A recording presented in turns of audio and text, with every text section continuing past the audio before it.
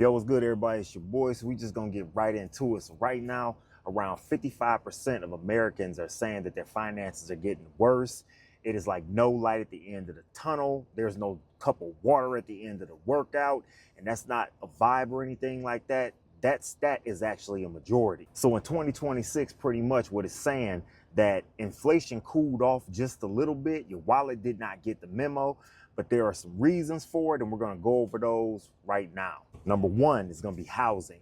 So half of the renters are cost burdened. That means that more than 30% of what you make goes directly to your rent. 27% of these people are spending over half of their monthly income on rent. Now, for those who don't know, the median income in the United States is around $47,000 a year.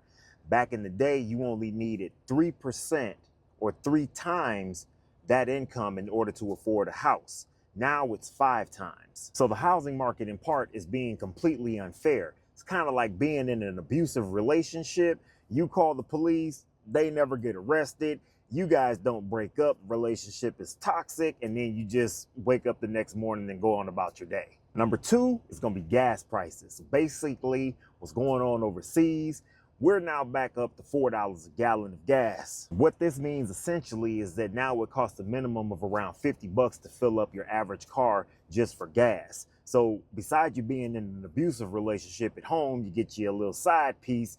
Now that's just dating with absolutely no benefit to anyone. Number three is going to be healthcare. Over 60% of people are just absolutely terrified of getting sick right now due to the expenses accrued just for going to the doctor. To be honest with you, it's so bad because that's not insurance.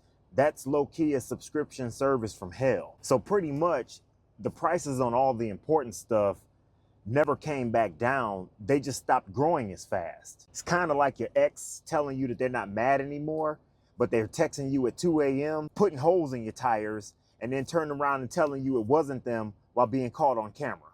Doesn't make much sense. So what exactly do you do? Cut out all the fun, cut back on vacations and driving instead of, taking a car to work, you bust a nice walk jog. What exactly do you do in this instance? So technically, in the current state of America, we're on the everything is fine thing while your wallet is screaming and people are almost homeless while they can't eat or afford fuel for their cars. I don't really know what to make of it, but you tell me what you think. Moving on. So recently, the former adult film actress Lisa Ann appeared on a podcast called Digital Social Hour. And in this podcast, she had a lot to say about the current state of her industry that she came up in, which she actually genuinely has a passion and a love for, which was kind of odd to hear the way things were going back then versus the way that things are going right now. So she looked dead at the camera and said that the internet was cooked, pretty much because the young men grew up on what is a algorithm-based style state of getting to know the opposite sex. And that algorithm did not introduce these young men into flowers and candy and conversation and connection. No, they went straight to the absurd, to the extremely degenerate part in order to get their rocks off and to get them, to stay where they actually are, being because all of your sexual exploits are being served to you by an algorithm. So if you have a question, you get those questions answered in the most extreme cases that do not live in the realm of reality. So we're not talking about missionary and then making this woman your wife.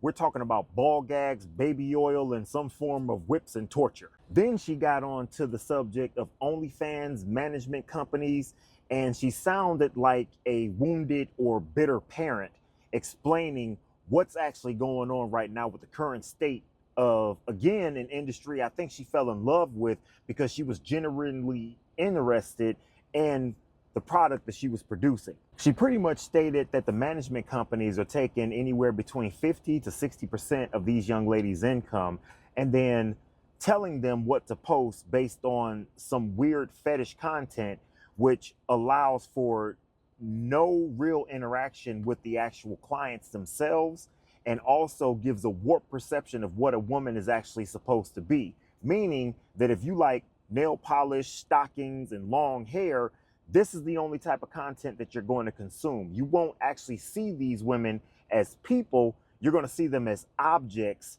which in a sense they kind of are, because you're serving them a product and you're an object for the desires at the given time. She also stated that a vast majority of these guys are in fact virgins because, again, they've been serving up or been given algorithm style sexual pretenses, and they never engage any woman in real life. The most shocking thing about the entire interview was that when she got into the manosphere stuff, and honestly, she gets it. Manosphere, RP content, she broke it down and she sounded like a man while doing it. Even quoting other YouTubers by saying that a lot of men went the RP or manosphere route because they got tired of being lectured by men who have never been punched in the face. And honestly, that's a fact. I didn't really have a favorite part of the overall interview, except she kept it a buck. You know, she talked about money. She talked about the avenues that women were going to make the money. She talked about it's not how much you make, but how much you actually keep, which I can respect being a trader. Listening to her speak on the protection of capital the way she did was quite reassuring. I did like that. Because she's older now, she also removed what she was using to actually make money out of her body, those foreign substances. So that was actually a good look all in all. But yeah, if you guys are not doing anything, definitely check out that interview because you may find it insightful. Anyway, moving on. In the holy fucking shit, I can't believe it's not butter news, Trump announces the end to the war and we're all about to be rich. Oil is going to crash. Stocks are going to go to the cajillions of dollars and we're all going to be rich, says the man for the 139th time as he announces an end to the war. And all the shenanigans will persist simply because he is who he is. And regardless to what's going on, I kind of like, you know, trying to free up the whole, you know, oil dominance, the whole trying to save the US dollar. Just don't like the whole idea of the bodies stacking up until everybody's thigh high in warm corpses. I still do believe, though, that Carg Island is going to be the ultimate goal for the Trump administration, simply because once he says it, he has the balls to actually execute and get shit done. Bro, honestly, at this point, the war has been over more times than on my diet cheat days. You know what I'm saying? Even though I'm not really on a diet, that's just how I actually fucking eat.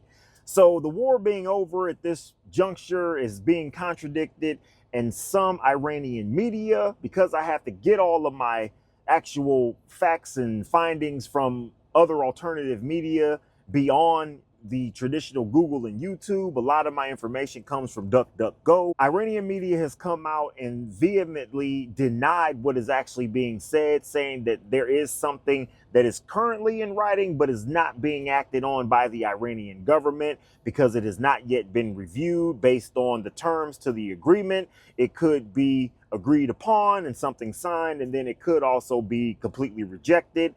The markets are rallying right now, which I guess is a good and a bad thing because they've been doing this and then coming crashing back down, you know, since the war has actually started. Now, we do have some unsettling pretenses because we have the bond market, which is selling off globally. We also have the issue of U.S. treasuries not being purchased in the abundance as they were being purchased before.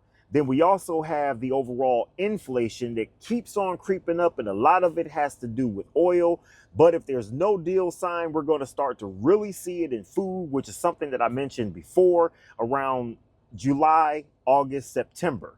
Now, that's a 90-day span, so just, you know, bear with me. But yeah, if something is not resolved, we're going to start to see an uptick in food, and it's going to be kind of jarring for most people. Also, kind of with the whole timing of what's going on, you know, with the SpaceX IPO and the World Cup being announced, there's absolutely nothing to see here, folks, even though everything is on fire. We've got water over here. We're not going to use this water. We're going to use the water from over there to put out the fire that's taking place right over here.